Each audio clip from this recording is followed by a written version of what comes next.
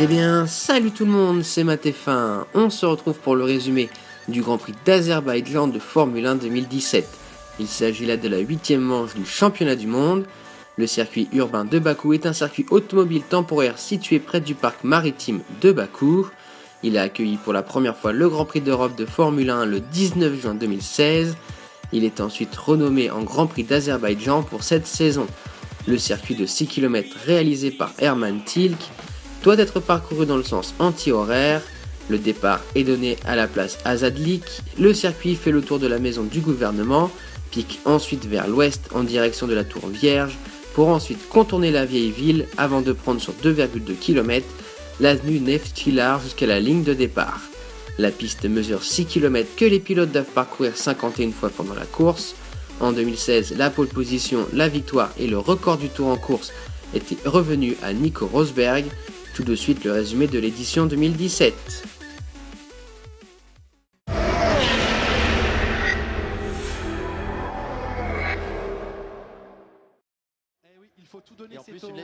Lewis Hamilton a signé la 66e pole position de sa carrière.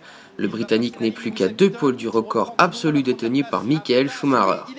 Le pilote britannique a devancé de 4 dixièmes son équipier Valtteri Bottas et de plus d'1 seconde les Ferrari de Kimi Räikkönen et de Sebastian Vettel. Max Verstappen partira 5e devant les Force India de Sergio Pérez et d'Esteban Ocon, le top 10 étant complété par Lance Stroll, Felipe Massa et Daniel Ricciardo.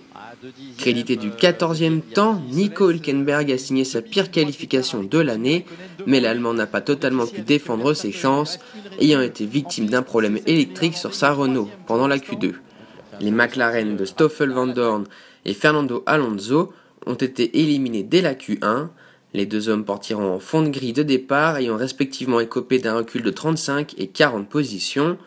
La Q3 a été interrompue pendant une dixième de minute suite à l'arrêt de piste de Ricciardo qui a endommagé la suspension arrière gauche de sa monoplace en frôlant un mur d'un peu trop près.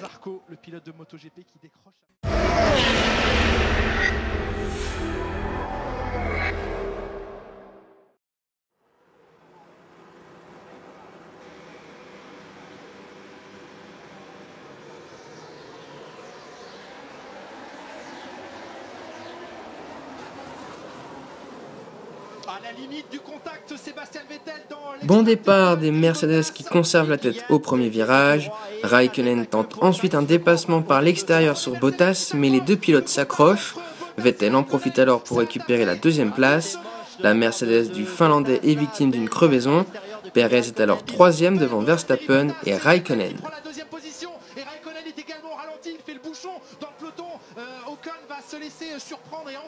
Au 5e tour, Hamilton s'échappe en tête avec 3 secondes d'avance sur Vettel.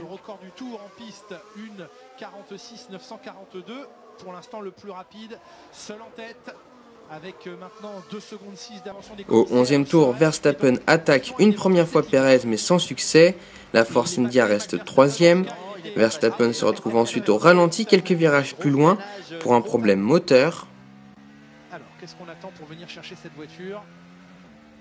Oh, il est au ralenti. Verstappen au ralenti.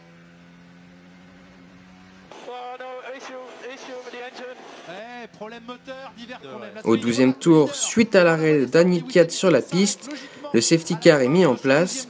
Lewis Hamilton, Sebastian Vettel et Kimi Räikkönen en profitent pour s'arrêter au stand, tout comme la majorité des pilotes. Max Verstappen abandonne. Kimi Räikkönen est dans la voie des stands également. À la fin du 16e tour, le safety car rentre à son stand. Sergio Pérez attaque Vettel, mais l'Allemand défend bien. Räikkönen perd 2 places au profit de Massa et Ocon.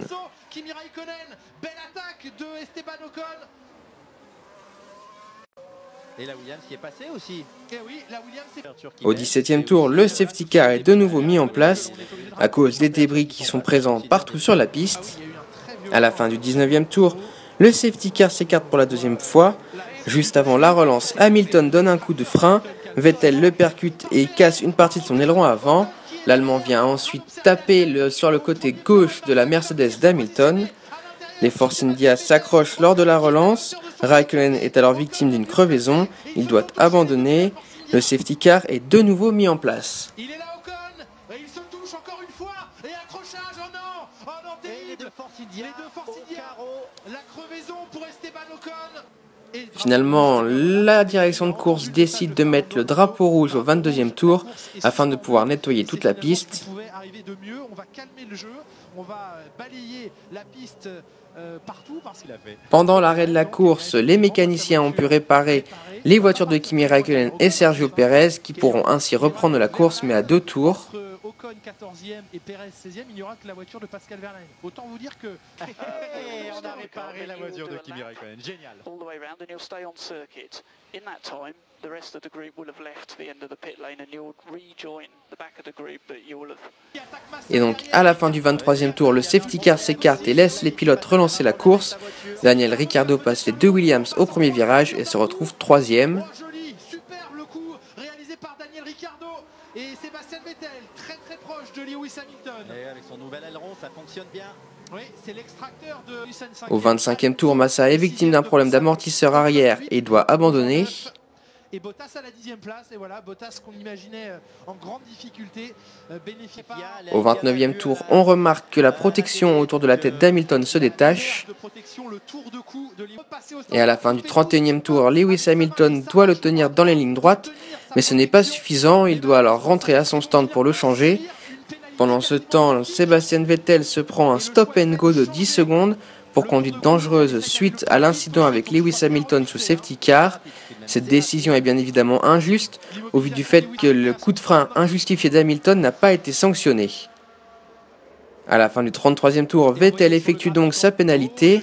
Il ressort devant Pérez et donc devant Hamilton. Ricciardo est alors en tête de la course devant Stroll et Magnussen.